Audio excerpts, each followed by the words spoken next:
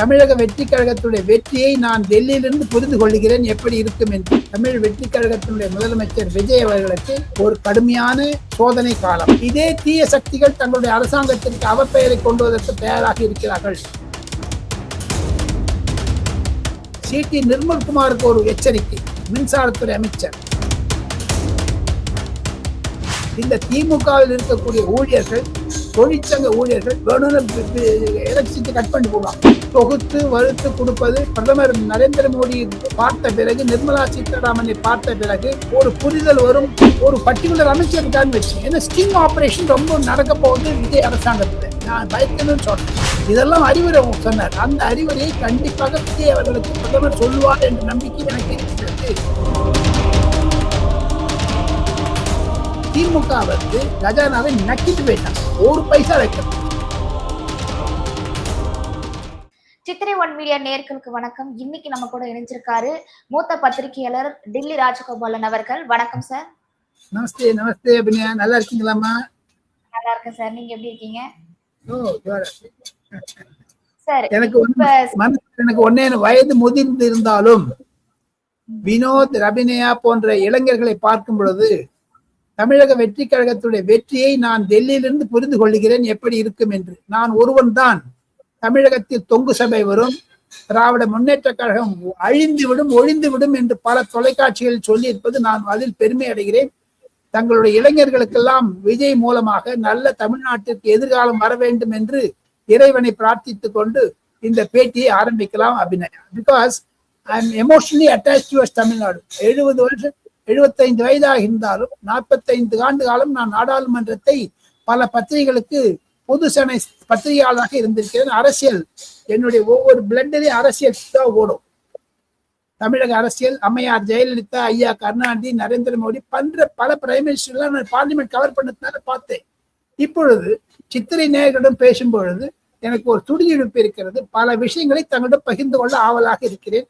கான்பிடென்டா இருங்க, வெற்றி நமதே. கண்டிப்பா சார். சார், இப்ப தமிழகத்துல சில நாட்களா நிறைய குற்றங்கள் நடக்குது. என்னன்னா திமுகல நடந்த அதே குற்றங்களை தொடர்ந்து தாவேக்காலையும் நடக்குது.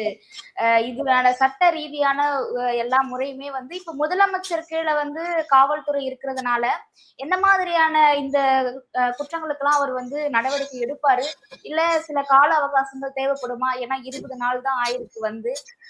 அவர் எந்த மாதிரி செயல்படலாம், இதுக்கான சொல்யூஷன் எந்த மாதிரி இருக்கும், நீங்க சொல்லுங்க சார் உங்களுடைய கருத்துக்களை. இது தமிழக முதலமைச்சர், தமிழ் வெற்றி கழகத்தினுடைய முதலமைச்சர் விஜய் அவர்களுக்கு ஒரு கடுமையான சோதனை காலம். பதவியேற்றவுடன் வேண்டுமென்று தமிழகத்தில் இருக்கக்கூடிய மீடியாக்களும், தமிழகத்தில் இருக்கக்கூடிய தொலைக்காட்சிகளும், தமிழகத்தில் இருக்கக்கூடிய IAS IPS அதிகாரிகளும் இன்னமும் திமுகவினுடைய ஈகோ சிஸ்டத்தில் இருக்காங்க. பல அதிகாரிகள் இன்றும் திமுக அதிமுகவிற்கு ஏஜென்ட்களாக செயல்படுகிறார்கள். அதை விஜய் புரிந்து கொள்ள வேண்டும். நான் முதியவன், வயதில் முதியவன், அரசியலில் பழுத்தவன் என்ற ஒரு இருமாப்புடன் நான் சொல்லிக் கொள்வேன். மாண்புமிகு முதலமைச்சர் விஜய் அவர்களே, சித்திரை மீடியாவை தாங்கள் போட்டு காண்பித்தீர்களே, பார்ப்பீர்களே, ஆனால் அபிநயா ராஜகோபால் பேசுவதிலிருந்து ஒரு சாராம்சம் வருகிறது என்ன என்று கேட்டால், தங்களுக்கு எதிராக சில அதிகாரிகள் செயல்படுகிறார்கள் என்ற குற்றச்சாட்டு நான் டெல்லியிலிருந்து வைக்கிறேன். இந்த கொலை குற்றங்கள் எல்லாம் சாதாரணமாக ஒதுக்கி விடாதீர்கள். இதை செய்வது கண்டிப்பாக எதிர்கட்சிகள் தான், குறிப்பாக திராவிட முன்னேற்ற கழகம். இதிலிருந்து தாங்கள் வெளிவர வேண்டும். குறிப்பாக ஆங்கிலத்தில் சொல்வார்கள் பேபி ஸ்டெப் என்று, குழந்தை நடைபோட்டு வருகிறது என்று. விஜய் அவர்களே, 10 நாள் குழந்தை நீங்கள் அரசியல் அதிகாரத்தில். சினிமாவில் நீங்க டாப்ல இருந்துக்கலாம், யாரும் இல்லைங்களா, உங்களுக்கு ஒரு சல்யூட். ஆனா நீங்க சின்ன குழந்தை, தத்தி நடக்கிறீங்க. உங்களுடைய ஸ்டெப்ஸ் ஆர் நாட் குட். தயவு செய்து எதையான ஒன்று பிடிச்சு நடந்துங்க. சோத்தை பிடிச்சிங்கன்னா கையில இந்த வாக்கர் வச்சு நடங்க. குழந்தைகளுக்கெல்லாம் ஒரு சர்க்கிளா குழந்தை ஓடும் பாருங்க, ஒரு சிந்து அந்த மாதிரி இருக்கணும். காரணம் என்ன என்று கேட்டால், இதே தீய சக்திகள் தங்களுடைய அரசாங்கத்திற்கு அவப்பெயரை கொண்டு வருவதற்கு தயாராக இருக்கிறார்கள். வன்முறைகள், ஜாதி கலவரம், வகுப்பு கலவரம், விவசாயிகள் போராட்டம், மருத்துவர்கள் போராட்டம், மாணவர்கள் போராட்டம், தடாலும் ஒரு பஸ் ஸ்ட்ரைக் பண்ணுவாங்க. எல்லாத்த விட சி.டி. நிர்மல்குமாருக்கு ஒரு எச்சரிக்கை. மின்சாரத்துறை அமைச்சர், தற்பொழுது சென்னையிலும் டெல்லியிலும் இந்தியாவிலும் அனல் காற்று வீசுகிறது. இந்த திமுகவில் இருக்கக்கூடிய ஊழியர்கள், தொழிற்சங்க ஊழியர்கள் வேணும்னு எலக்ட்ரிசிட்டி கட் பண்ணி போடுவாங்க. அவ பெயர் விஜய்க்கு தான் வரும், மீதி யாருக்கும் வராது. இதெல்லாம் ஜாகிரதையா இருக்கும் என்பதுதான் என்னுடைய தாழ்மையான கருத்து. ஒண்ணு. ரெண்டு, பொருளாதார ரீதியாக மற்றும் அரசாங்க ரீதியாக 17 அல்லது 18 ஜூன் மாதம் தமிழக சட்டமன்றத்தில் முதல் பட்ஜெட் தாக்கல் செய்ய இருக்கிறார் விஜய்.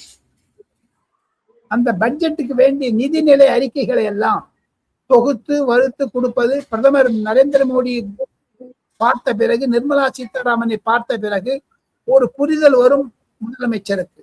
ஏற்கனவே முதலமைச்சர் விஜய் அவர்கள் பல தொழிலதிபர்களை பார்த்தாலும் அதிலிருந்து வரக்கூடிய சாராம்சங்கள், மத்திய அரசில் இருக்கக்கூடிய சில பிரச்சனைகள், இதையெல்லாம் ஒன்று சேர்த்து பார்த்தால் அப்போதுதான் அவருக்கு ஒரு புரிதல் வரும். இல்லை என்றால் எதிர்கட்சியாக நீ வாயில வந்தபடி பேசலாம், ஆட்சிக்கு வந்த பிறகு உங்க கையெல்லாம் கட்டிடுவாங்க. வாயெல்லாம் you can't speak irrelevant, you have to speak the policy.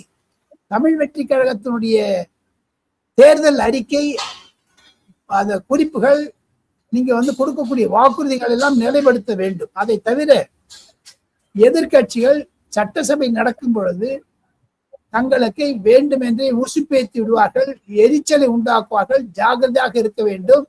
நிதிநிலை அறிக்கையை இம்ப்ளிமெண்ட் பண்ணிட்டீங்கன்னா அது மாணவர்களிடையே, இளைஞர்களிடையே ஒரு நல்ல செல்வாக்கை பெற்றுக் கொடுத்தால் அடுத்த வரக்கூடிய 15 அல்லது 20 வருடங்களுக்கு தங்களுடைய அரசாங்கம் தான் அதை நாங்கள் ஜாகிரதையாக பார்த்து கொள்ள வேண்டும் என்பதுதான் என்னுடைய தாழ்மையான கருத்து. இதெல்லாம் இம்ப்ளிமெண்ட் பண்ணணும். திமுக ஆட்சிக்கு ஆதரவா இருந்த ஐபிஎஸ் அருண்ராஜ் அவர் இப்ப தாவேக ஆட்சியில லஞ்ச ஒழிப்புத்துறை இயக்குனரா நியமிச்சிருக்காங்க. சோ திமுகக்கு எதிரா அவர் எப்படி சார் இப்ப செயல்படுவாரு தாவேக ஆட்சியில நடக்கும்போது? ஒன்றே தங்களுடைய கேள்வியை நான் புரிந்து கொண்டு விட்டேன், பதில் சொல்லுகிறேன். விஜய் அவருடைய அனுமதியுடன் போட்டார்களா இல்லையா தெரியவில்லை. ஒன்று. இரண்டாவது, எப்படி வேண்டுமென்றே விஜய் அவர்கள் முதல் அப்பாயின்மெண்ட்ல, தயவு செய்து நினைக்க வேண்டும், முதல் அப்பாயின்மெண்ட்ல தன்னுடைய அவருடன் ஜோசியம் சொல்வதற்கு ஒரு நிரந்தர பணி போட்டதை எதிர்கட்சிகள் எதிர்த்துன்னு அசம்பிளியில பிரமேதான பேசினாங்க. விஜய்க்கு தெரிந்து போட்டார்களோ தெரியாமல் போட்டார்களோ, அது ஒரு ஜோசியரை ஒரு ஆலோசகரா போட்டது, அது ஒரு விதமாக போயிடுச்சு. அந்த மாதிரியான அணுகுமுறை தான் அந்த டைரக்டர் ஜெனரல் ஆஃப் போலீஸ் அப்பாயின்மெண்ட்டும். சில தவறுகள் நடக்கத்தான் செய்யும். காரணம், பல எதிர்ப்புகள், பல ஆதரவுகள், பல அழுத்தங்கள் இருக்கும். இது யார் செய்தது என்று தெரியவில்லை, போக போகத்தான் பார்க்க வேண்டும். எனினும் ஒரு ஐபிஎஸ் அதிகாரி ஒரு பர்டிகுலர் இடத்தை ஊழல் செய்தார் என்றால் அவருக்கு ஊழல் மேல் தண்டனை கிடைக்கும். அடுத்த போஸ்டிங் இன்னும் அவருக்கு 3 வருஷம் சர்வீஸ் இருக்குதுன்னு வச்சுங்க, பேச்சுக்கு சொல்றேன். அந்த 3 வருஷம் கம்பல்சரி ரிட்டைர்மெண்ட்ல அனுப்பலாம் நீ கவர்மெண்ட், இல்லையா ஒரு பதவி கொடுக்கலாம். அப்படி இல்லைன்னா ஒரு சாதாரண போஸ்டிங்ல கொண்டு போடலாம். ஒரு ஐபிஎஸ் ஆபீசரை அணுகுமுறை என்பது அரசியல் ரீதியாக பார்க்க வேண்டும். இது ஒரு தவறு நடந்திருந்தாலும் இனி அதை திருத்திக் கொள்ள வேண்டியது விஜயனுடைய கடமை. தாங்கள் அதிகாரத்தில் இருக்கிறீர்கள், தங்களுடைய அனுமதியுடன் தான் இது போடப்பட்டதா அல்லது வேற யாராவது நடுவில் இன்டர்வியூனிங் பீரியட்ல யாராவது பண்ணியிருக்காங்களா, இதெல்லாம் விசாரிக்க வேண்டும். அந்த அந்த அப்பாயின்மெண்ட்டை திரும்பி பெறுவது என்பது இவருக்கு அசிங்கம். அதனால வாயை மூடி நிற்பாங்க. சார், அப்ப நீங்க இப்ப பேசும்போது சொன்னீங்க அமைச்சர்கள் ஜாக்கிரதையா இருக்கணும், ரொம்ப கவனமா இருக்கணும் அப்படின்ற மாதிரி.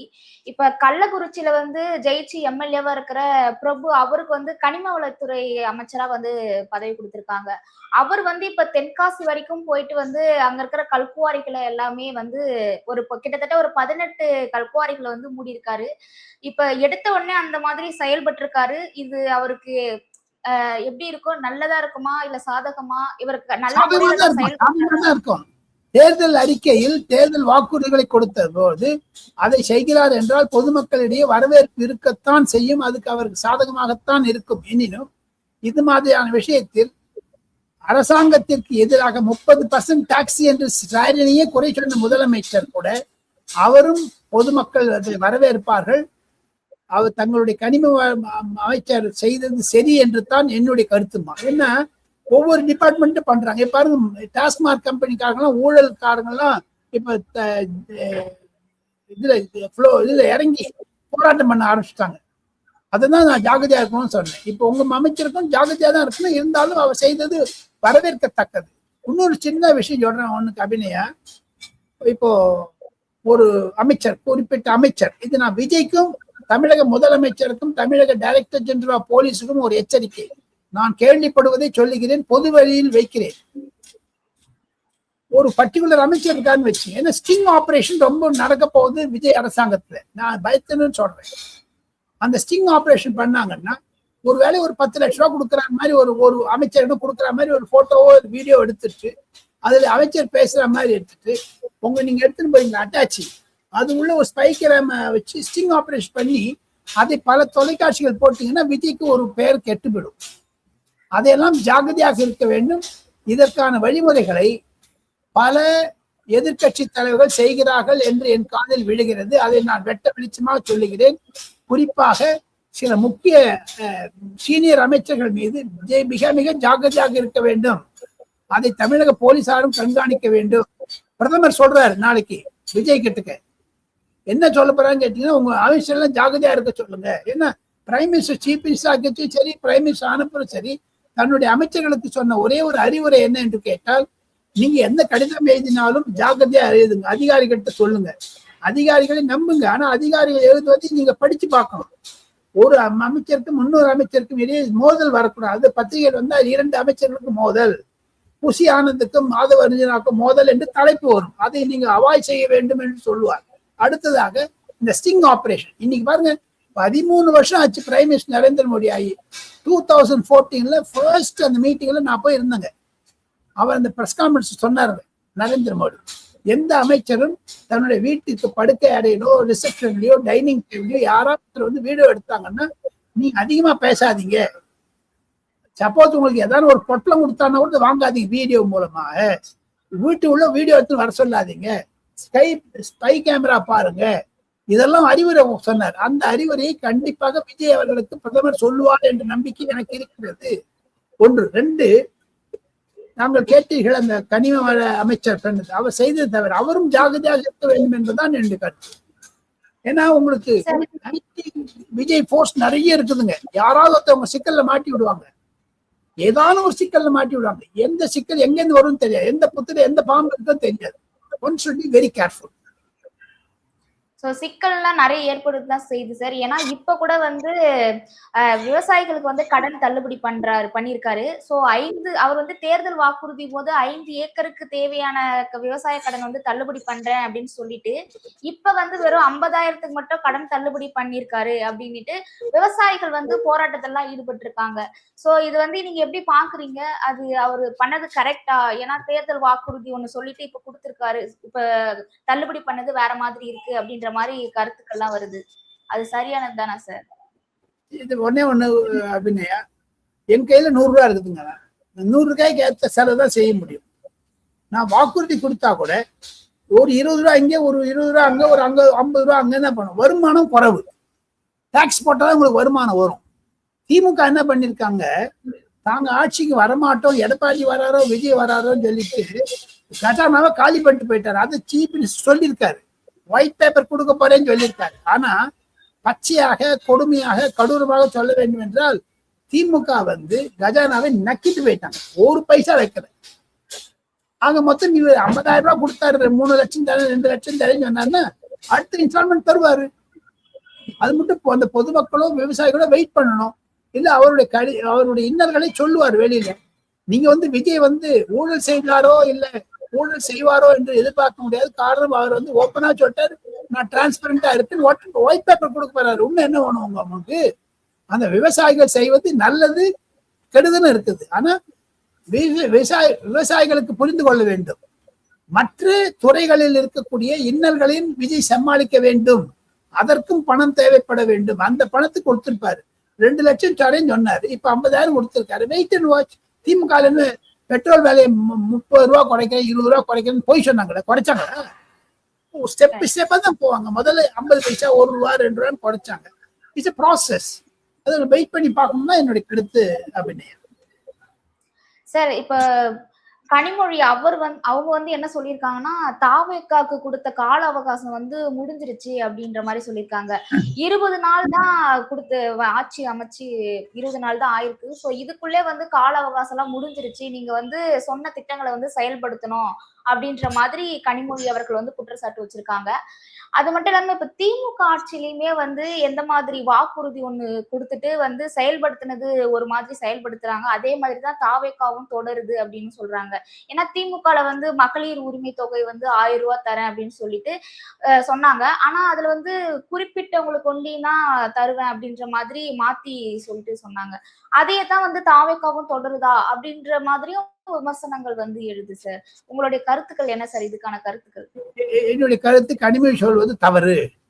காரணம் என்ன என்று கேட்டால் அவருடைய அண்ணன் மு.க. ஸ்டாலின் அவர்கள் 6 மாதம் நம்ம டைம் கொடுக்கணும்னு சொல்லியிருக்காரு. இந்த 6 மாசத்துக்குள்ள அனாவசியமா பேசுறது, அதிகமா பேசுறது உதயநிதியும் சரி கனிமொழியும் சரி பொறுத்திருந்து பார்க்க வேண்டும். தங்களுடைய இளைஞர்கள் திமுக மாநாடுன்னு சொல்லிட்டு எல்லாரையும் திட்ட ஆரம்பிச்சு காங்கிரஸ் முதுகுல குத்திட்டான் அப்படின்னு காங்கிரஸ் மேல திட்டுறாங்க. கனிமொழி வந்து லெட்டர் போட்டிருக்காங்க லோக்சபா ஸ்பீக்கருக்கு, நாங்கெல்லாம் தனியா உட்கார போறோம், காங்கிரஸோட உட்கார போகுது. அது மாதிரியான செய்கைகளை செய்யுங்கள். விஜய் அவர்களுக்கு 6 மாசம் டைம் கொடுக்க வேண்டும். ரஜினிகாந்த் சொல்லியிருக்காரு 2 வருஷம் கொடுக்கணும்னு. One has to settle down. நீங்க வந்து இந்த தொகையை கொடுக்கல, அந்த தொகையை கொடுக்கலன்னு சொல்வது, கனிமொழி சொல்வது தவறான கருத்து, அபத்தம் என்று தான் என்னுடைய கருத்து. இவங்க என்ன செஞ்சாங்கம்மா? எடப்பாடி பழனிசாமி சீஃப் மினிஸ்டர் இருக்கச்சு விடோஸை பத்தி எல்லாம் சொன்னாங்க. இவங்க கவர்மெண்ட் வந்து விடோஸை பத்தி பேசியிருக்காங்களா? ஆட்சியில் இருக்கும்போது ஒன்று, ஆட்சியில் இல்லாத போது ஒன்று. இதே திமுக இரட்டை நாக்கு படைத்ததாகத்தான் இருக்கிறது. அதனால்தான் நான் சொல்றேன், கனிமொழிக்கு ஒரு வேண்டுகோள், ஒரு செட்டப் வந்தாச்சு. அதை வச்சு இன்னும் ஒரு 6 மாசம் டெஸ்ட் பண்ணி பாருங்க. அவர் நடக்கிறாரா, விழுறாரா, எழுந்துக்கிறாரா, உட்கார்றாரா வந்து கவலையே கிடையாது. சில பிரச்சனைகள்ல மாத்தி திண்டாடிட்டு இருக்காரு விஜய். பொருளாதார பிரச்சனையாகட்டும், சட்ட ஒழுங்கு பிரச்சனையாகட்டும், அதுல இருந்து லெட் ஹிம் கம் அவுட். அதை மோர் காம்ப்ளிகேட் பண்ணிட்டு அதுல ஒரு ஒரு ஒரு மட் வாட்டர்ல மீன் பிடிக்கிறது வந்து தப்பு. ஒரு சாக்கடையில போய் மீன் பிடிக்க பாக்குது இந்த கனிமொழி என்றுதான் என்னுடைய கருத்தாக இருக்கிறது. இப்ப தேர்தல் முடிஞ்சு வந்து 20 நாள் தான் ஆச்சு. அதுக்குள்ள வந்து எம்எல்ஏக்களை வந்து மக்கள் வந்து தேர்ந்தெடுத்திருக்காங்க. ஆனா அதுக்குள்ள தங்களுடைய சுய லாபத்துக்காக வந்து அவங்க வந்து ராஜினாமா செஞ்சுட்டு மறுபடியும் தேர்தல் வைங்க அப்படின்ற மாதிரி சொல்றாங்க. தேர்தல் கமிஷன் வந்து தேர்தலுக்காக வந்து ஒரு தொகுதிக்கு எவ்வளவு அமௌண்ட் அப்படின்ற மாதிரி எல்லாம் ஒதுக்கி மக்களுமே வந்து கஷ்டப்பட்டு அவங்களுடைய நேரங்கள், அவங்களுடைய வேலைகள் எல்லாம் விட்டுட்டு வந்து வாக்களிச்சுட்டு போனாங்க. அது மட்டும் இல்லாம அங்க இருக்கிற தொண்டர்களுமே இதுக்காக ரொம்பவுமே பாடுபட்டாங்க அப்படின்னு தான் சொல்லணும். இந்த சமயத்துல இவங்களுடைய சுயநலத்துக்காக வந்து இவங்க ராஜினாமா செஞ்சுட்டு மறுபடியும் தேர்தல் வைங்க அப்படின்றது வந்து இந்த மாதிரிதான் சட்டங்கள்லாம் இயங்குதா அப்படின்ற ஒரு பெரிய கொஸ்டின் மார்க்கே இருக்கு சார். ஏன்னா சட்ட ஒழுங்கு இப்படிதான் இருக்கா அப்படின்ற மாதிரியும் விமர்சனங்கள் வருது. இதுக்கான பதில் என்ன சார்? நீங்க இது வந்து மாற்றம் அடையுமா? உங்களுடைய கருத்துக்கு என்ன சார்?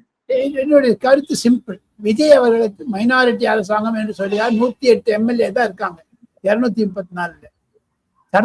நடந்த சட்டமன்ற தேர்தலில், சட்டமன்ற கூட்டத்தில் நம்பிக்கை வாக்கெடுப்பு 144 வாங்கிட்டாரு. அந்த 144 வந்து சி.வி. சண்முகம், வேலுமணி போன்றவருடைய ஆதரவால் வாங்கியிருக்காங்க. அதுல இருந்து 15 நாளுக்குள்ள அந்த கட்சி தாவிய எம்எல்ஏக்களுக்கெல்லாம் ஒரு சட்ட ரீதியில் ஒரு ப்ரொடெக்ஷன் இருக்குது. நீங்க வந்து ராஜினாமா பண்ண போறீங்களா, திருப்பி உங்க தாய் கட்சியில போய் மன்னிப்பு கேட்டு போறீங்களா, இல்ல இந்த கட்சியில போனீங்கன்னா உங்களுடைய பதவி இழப்புக்கு தயாராக இருக்கிறா என்று சில எம்எல்ஏக்கள் தங்களுக்கு வேண்டாம் என்று சொல்லி விஜயுடன் சேர்ந்து விட்டார்கள், ராஜினாமா செய்து விட்டார்கள், முடிந்து விட்டார். ஆனா இன்னைக்கு ஏடிஎம்கே காரங்க கேஸ் போட்டிருக்காங்க. அந்த இன்பதுரை என்ற சுப்ரீம் கோர்ட்ல ஒரு கேஸ் போட போறாரு. என்னன்னு கேட்டீங்கன்னா, சபாநாயகர் ஜே.சி.டி. பிரபாகர் முன்னாடி இது மாதிரியான பிரச்சனை இருக்கும்போது எதற்காக தாங்கள் வந்து அந்த ரெசிக்னேஷன் அக்செப்ட் பண்ணிடுங்க, அவங்களாம் டிஸ்குவாலிஃபை ஆகணும்னு. அதை சுப்ரீம் கோர்ட் எப்படி பார்க்க போதோ தெரியாது. இதெல்லாம் ஒரு சட்ட நுணுக்கங்கள், வழக்கறிஞர்கள் வாதாடுவார்கள். எது இருப்பினும் இது அரசியல் முக்கியத்துவம் வாய்ந்தது. குறிப்பாக அதிமுகவிற்கு எடப்பாடி பழனிசாமிக்கு 5 பேர் ஓட்டு போட்டு திரும்ப அங்க போய் சேர்ந்துட்டாங்க. அதுக்கு என்ன பதில் சொல்றது நம்ம? அது வந்து அந்த எம்எல்ஏ பதவியை இழக்க தயாராக இல்லை. அவங்க எல்லாம் மன்னிப்பு கேட்டு அது சபாநாயகர் ஒட்டுக்கொள்ள தான் வேணும். இப்ப சபாநாயகருக்கு ஒரு தர்ம சங்கடமான நிலைமை. சபாநாயகர் எது செய்தாலும் அது விஜய் அரசாங்கத்தின் மீது தான் பாதிக்கும். சட்டமன்றத்தில் அடுத்து 13ஆம் தேதி 14ஆம் தேதி சட்டமன்றம் கூட இருக்கிறது என்று நான் கேள்விப்படுகிறேன் தமிழகத்தில், சென்னையில். அப்பொழுது விஜய் அவர்கள் எது மாதிரியான அணுகுமுறை செய்ய போகிறார்கள் என்பதை தான் பார்க்க வேண்டும். அதற்கு தேசிய பிரபாகரன் சபாநாயகர் எப்படி தமிழக அரசாங்கத்திற்கு உதவிகரமாக இருக்கிறாரா அல்லது எதிர்கட்சிக்கு உதவிகரமாக இருக்கிறார் பார்க்க வேண்டும் என்பதுதான் என்னுடைய கருத்து. எது இருப்பினும் எம்எல்ஏக்கள் கட்சி சாகுவது ஒரு இயல்பாக இருந்தாலும், அம்மையார் ஜெயலலிதா இருந்தபோது அந்த கட்சியை உடைச்சு வச்சாங்க காங்கிரஸ். யசோதா என்ற அம்மையாரை தனியா வச்சாங்க. எடப்பாடி பழனிசாமி கிட்ட இருந்து ஒரு 20 எம்எல்ஏக்களை எடுத்துக்கொண்டு தேர்தலுக்கு முன்னதாக செந்தில் பாலாஜி எங்கிருந்து வந்தாருமா அப்படின்னா ஏடிஎம்கேல இருந்து வந்தாரு. அவருக்கு முக்கிய பதவி கொடுத்தீங்களே, அதை எப்படி கொடுத்தீங்க? ஏடிஎம்கேல இருந்து டிஎம்கேக்கு சேர்த்துக்கிறான். இப்ப ஏடிஎம்கேல இருந்து டிவிகேக்கு சேர்த்தா இவங்களுக்கே கஷ்டம், இவங்களுக்கே வலிக்குது. சோ இதெல்லாம் ஒரு சட்ட பிரச்சனையாகவும் அரசியல் பிரச்சனையாகத்தான் ஆக்குகிறார்கள்.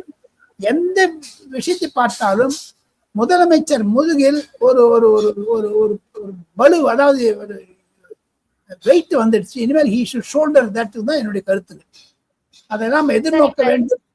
அவருடைய ஒரு அவருடைய இயல்பாக அவர் நிதானமானவர், ரொம்ப கேர்ஃபுல்லா இருக்கிறவர். இருந்தாலும் இது மாதிரியான பிரச்சனைகளை இனி அணுக வேண்டிய நேரிடல் வரும் என்பதுதான் என்னுடைய கருத்து. சரி, இப்ப திமுக திராவிட கட்சிகள் திமுக அதிமுக வந்து வலுவா இருந்துச்சு.